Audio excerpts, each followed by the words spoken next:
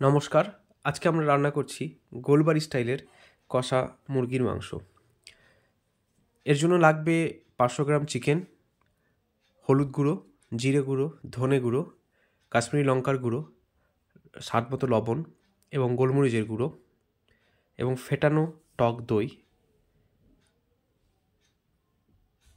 আর অল্প একটু সর্ষের তেল।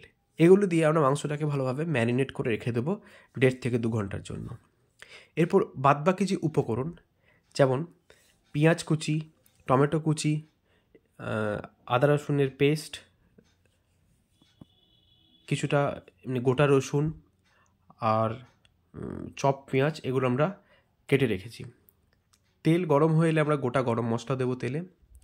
এটা একটু ভাজা হলে এর মধ্যে আমরা চিনি দেব এবং চিনিটার ক্যারামেল হওয়ার পর্যন্ত অপেক্ষা করব। তারপর টমেটো কুচিগুলো দিয়ে দেবো তেলে। বলে রাখি, আমরা রিং করে যে পেঁয়াজটা কেটে রেখেছিলাম সেটা আমরা বেরেস্তা করে নিয়েছি। এই টমেটোটা গলে এলে আমরা এর মধ্যে ম্যারিনেট করা চিকেনটা দিয়ে কষতে থাকবো এবং যেটা আগেও বলছিলাম, ওই পেঁয়াজ বেরেস্তা এবং ওই কুচনো পেঁয়াজগুলো হালকা একটু ভেজে সেটা একটা পেস্ট বানিয়ে রেখেছি আমরা। এই কষা হতে থাকতে থাকতে আমরা একটু আদা কাঁচা লঙ্কার পেস্ট দিলাম এবং কষতে থাকলাম। যেহেতু এটা কষা মাংসের রেসিপি, তাই এর মধ্যে আলাদা করে কোনো জলের ব্যবহার হবে না। মাংস থেকে যে জলটা বেরিয়ে আসবে সেটা দিয়ে এটা সেদ্ধ হবে।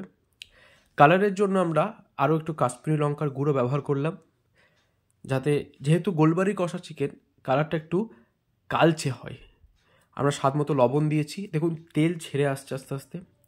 যেটা বলছিলাম, পেঁয়াজ বেরেস্তা এবং রসুনটা ভাজা, তার পেস্ট আমরা দিলাম সেই কালচে ভাবটা আনার জন্য। এটা দেওয়ার পর আমরা কষতে থাকবো। আরেকটা জিনিস আমরা এর মধ্যে ব্যবহার করেছি, আমরা আলাদা করে 1 কাপ জলের মধ্যে ছোটো চামচে হাফ চামচ চা, লিকার চা, নর্মাল কোনো ফ্লেভার চা নয়, নর্মাল যেটাতে লিকার হয়, সেই চা তার যে লিকারটা আমরা আলাদা করে বানিয়ে রেখেছি, সেটা আমরা এই কষা মাংসের মধ্যে ব্যবহার করব। বেশি দিলে হবে না, যাতে তেতো হয়ে না যায়। অল্প একটু ব্যবহার করব এই কষা মাংসর কালারটা কালচে যে ভাবটা সেটা আনার জন্য।